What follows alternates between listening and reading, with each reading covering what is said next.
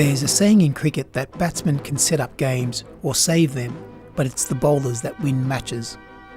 A lot of skill and guile and a bit of luck is needed to take 20 wickets and win a test match. It can be a hard slog, especially on flat pitches with an old ball against batsmen who are set and in form. Bowlers need a solid game plan, and not only do they need to be good enough to execute, they also need to adapt as the situation changes or when their plan is not working. We asked Jonathan Connor, a specialist in skills acquisition with Cricket Australia, to help explain some of the techniques and strategies bowlers use and why they make certain decisions. Right at the start of the game, the bowler's always looking to get into a bit of a rhythm to make sure that they're working efficiently. And from a research perspective, we don't know too much about what rhythm actually looks like, but often it's a kinesthetic feel that bowlers talk about. They feel like they're in rhythm, they feel like everything's working towards what they're trying to do.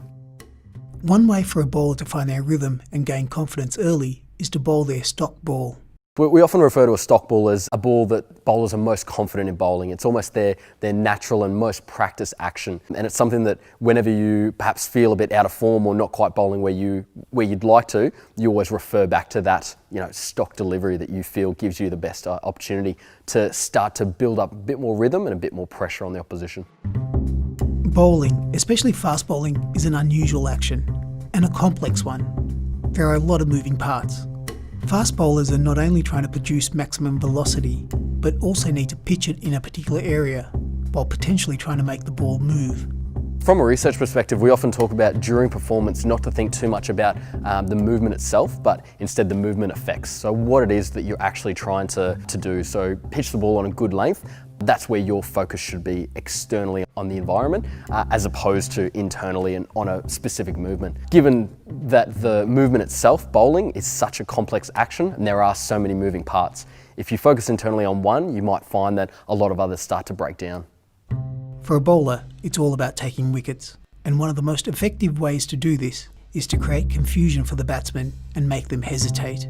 At the start of the game, what the bowler's probably trying to look to do is get the batsman to play off the front foot and execute some vertical bat shots. So often what the bowler might do is try and bowl what's called a good length delivery, where the batter is in two minds or indecisive about coming forward or stepping back.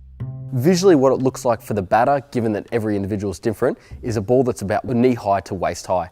So for example, with a full length delivery, what we often see is batters execute a vertical bat shot off the front foot, and it's quite stable, it's quite comfortable, and it's quite efficient. Likewise, when a ball is pitched very short, often we see batters step back to the ball and play a horizontal bat shot.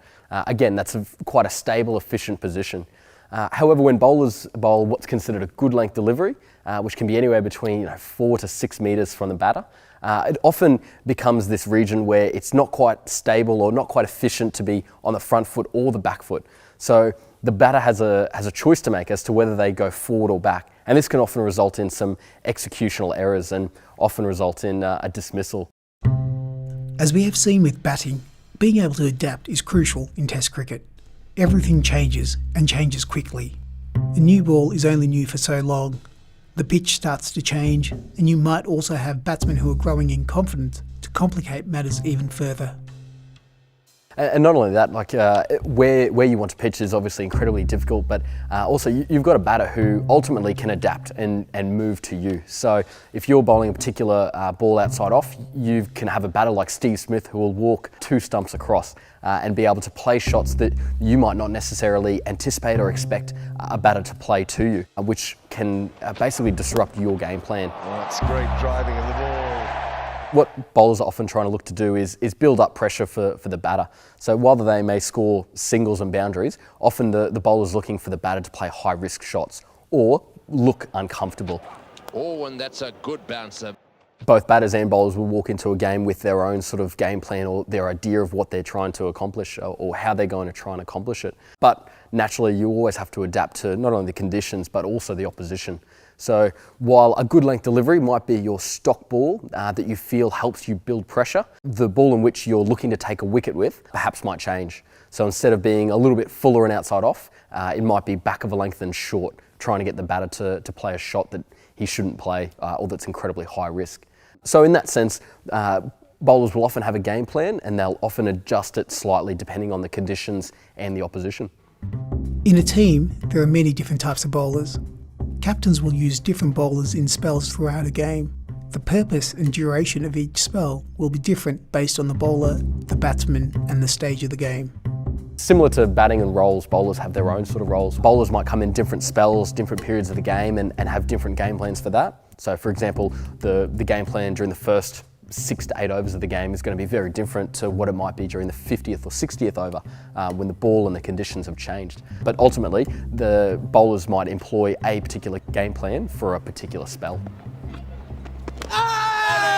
Yes, he's bowled in. That was a flipper. Often you'd start to expect spin to come into play as the ball starts to deteriorate and get a little bit older. As the pace bowlers start to get a little bit more fatigued, spin bowlers provide the opportunity to deceive the batsman in different ways. Often they bowl quite a bit slower, however are able to extract a large amount of lateral deviation off the pitch. So our international level off spinners often can impart over 2,000 revolutions per minute on the ball, while our leg spinners often impart over 2,500 revs, which gives them greater opportunity to spin the ball. One of the most interesting and perplexing developments in bowling has nothing to do with optimal spell duration or reverse swing. It's actually the success of left-arm bowlers.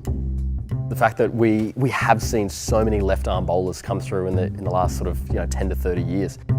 We sort of draw on some previous research that's looked at the fighting hypothesis, or the negative frequency effect, where if you're an up-and-coming cricketer and you face 75% of your deliveries against a right-handed bowler and only 25% against a left-handed bowler, all of a sudden, once you get to the higher levels, that left-handed bowler has an advantage, simply because you haven't seen them, you haven't attuned to their kinematic cues, and perhaps you don't anticipate their bowling action as well as you do against right-handers. So that's certainly been quite a big avenue of research that we're also looking at, is the natural advantage that left-arm batters and bowlers have.